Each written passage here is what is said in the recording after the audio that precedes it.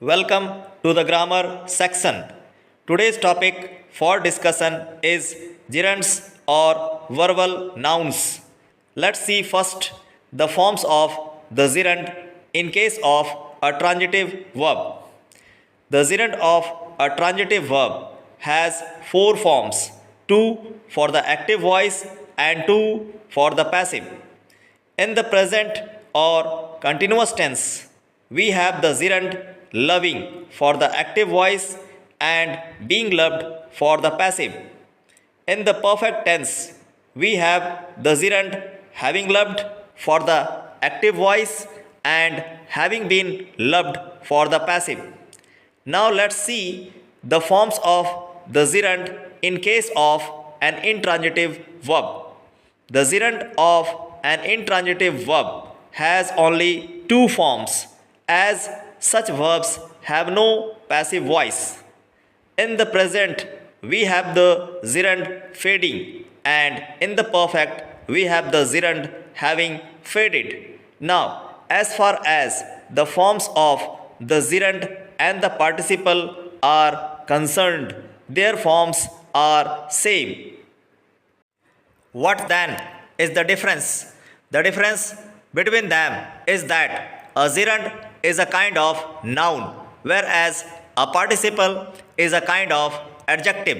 So, in spite of the resemblance in form, they are quite different in nature. Now see the use of gerund as noun. Since a gerund is a kind of noun, it may be A. the subject to some transitive or intransitive verb, or B. the object to some transitive verb, or C. the complement to some verb, or D. the object to some preposition. For example, as the subject to a verb. Number 1. Sleeping is necessary to life. Here, the word sleeping is a gerund, as it is the subject to the verb is.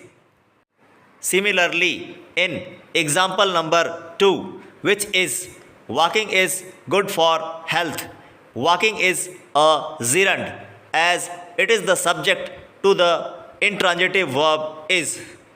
Now see some examples of gerund as an object to a verb. Number 1. He enjoyed sleeping in the open air. The word sleeping is an example of gerund, as it is an object to the transitive verb enjoyed. Similarly, in example number 2, which is she likes swimming in the pool. Swimming is a gerund, as it is also an object to the transitive verb likes. Next, we have some examples of gerund as the complement to a verb. Number 1. The best kind of rest is sleeping. The word sleeping is an example of gerund, as it is the complement to the verb is. Similarly, in example number 2, which is my favorite activity is reading. Reading is a gerund, as it is the complement to the verb is. At last, we have the gerund as an object to a preposition. Number 1. He was fond of sleeping. The word sleeping is here a gerund, as it is an object to the preposition of. Similarly, in example number 2, which is she was punished for coming late. Coming is a gerund, as it is also an object to the preposition for. Now see gerund as an abstract noun. A gerund is a kind of abstract noun and has the same meaning as an abstract noun or noun infinitive. For example, number 1. Sleeping is necessary to health. The word sleeping is here a gerund. Number 2. To sleep is necessary to health. To sleep is here a noun infinitive. Number 3. Sleep is necessary to health. The word sleep is here an abstract noun.